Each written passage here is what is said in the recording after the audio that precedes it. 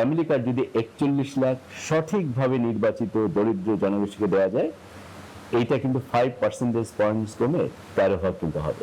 বাজেটে জন আকাঙ্ক্ষা পূরণের আন্তরিক প্রচেষ্টা থাকলেও বাস্তবায়ন হবে বেশ কঠিন, এমনটাই মনে করছেন অর্থনীতি বিশ্লেষকরা। তাদের মতে উচ্চাভিলাষী রাজস্ব আদায়ের লক্ষ্য পূরণ ও বাজেট ঘাটতি মেটাতে বৈদেশিক ও ব্যাংক ঋণের উপর নির্ভরতা বাড়াবে সরকারের, আর এতে বেসরকারি খাতে ঋণ প্রবৃদ্ধি আরও কমে যেতে পারে, যার নেতিবাচক প্রভাব পড়তে পারে বিনিয়োগে।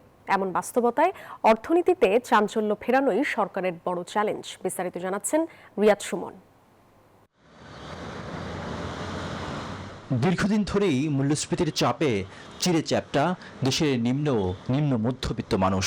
আয়ের সাথে মিলে না ব্যয়ের হিসাব, তাই ভাঙছে সঞ্চয়, বাড়ছে ঋণ, সেই সাথে দারিদ্রতার হারও ঊর্ধ্বমুখী। সব মিলে দিন যতই যাচ্ছে ততই কঠিন হচ্ছে যাপিত জীবন।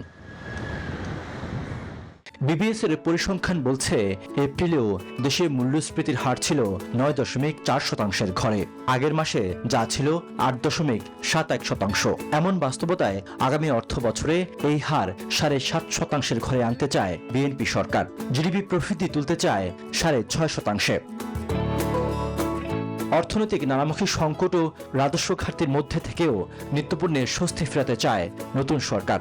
তাই ৬০টি পণ্যের উপর থাকা শুল্ক হার কমানোর প্রস্তাব করেছেন অর্থমন্ত্রী। সামাজিক সুরক্ষা খাতে নতুন করে যুক্ত করেছেন ফ্যামিলি কার্ড কর্মসূচি। পুরনো বিভিন্ন কর্মসূচিতে উপকারভোগী বৃদ্ধি ও ভাতার পরিমাণ বৃদ্ধির প্রস্তাবও করেছেন অর্থমন্ত্রী। তবে সঠিক সুবিধাভোগী নিরূপণই বড় চ্যালেঞ্জ সরকারের। ফ্যামিলি কার্ড যদি ৪১ লাখ সঠিকভাবে নির্বাচিত দরিদ্র জনগোষ্ঠীকে দেওয়া যায়, এইটা কিন্তু 5% পয়েন্টস কমে 13 ভাগ কিন্তু হবে। সব মশার বিরুদ্ধে সুরক্ষা দিতে এলো বসুন্ধরা এক্সট্রিম অ্যারোসল, মশার বিরুদ্ধে এক্সট্রিম সুরক্ষা। প্রস্তাবিত বাজেটে ৬,৯৫,০০০ কোটি টাকার উচ্চাভিলাষী রাজস্ব আদায়ের লক্ষ্যমাত্রা নির্ধারণ করা হয়েছে, যেখানে এনবিআরকে আদায় করতে হবে ৬,০৪,০০০ কোটি টাকা। বাস্তবতা নিরিখে যা বেশ চ্যালেঞ্জিং বলছেন অর্থনীতি বিশ্লেষকরা। রেভিনিউ টার্গেট যেটা নেওয়া হয়েছে, যেহেতু এটাকে বর্তমান অর্থনীতির বাস্তবতায় আনরিয়ালিস্টিক মনে হচ্ছে, আপনার কিন্তু ডেফিসিট আরো বাড়তে পারে ট্যাক্স শর্টফল হলে। তখন আপনি বাজেট বাস্তবায়নেই তো আপনার একটা স্ট্রাগল চলে আসবে। বাজেটে ২,৪৩,০০০ কোটি টাকার বিশাল ঘাটতি নিয়েও আছে দুশ্চিন্তা।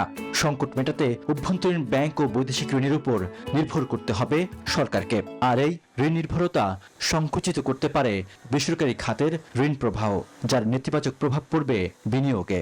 সরকার ঋণ নিবে, কারণ যেহেতু ব্যবসায়ীরা ঋণ নিচ্ছে না, আর এত হাই ইন্টারেস্ট রেট দিয়ে ঋণ নিয়ে সেই ঋণ কোনোদিন আর ফেরত দেওয়া যাবে না। নতুন অর্থ বছরে প্রায় ৪৬,০০০ কোটি টাকা পরিশোধ করতে হবে দেশি বিদেশি ঋণের সুদ বাবদ। যদিও আন্তর্জাতিক মুদ্রার বিনিময় মূল্য বাড়লে আকার বাড়বে ঋণ পরিশোধের। সব মিলে বাজেট বাস্তবায়ন সরকারের জন্য বড় চ্যালেঞ্জ বলছেন অর্থনীতিবিদরা। রিয়াদ সুমন, নিউজ 24, ঢাকা।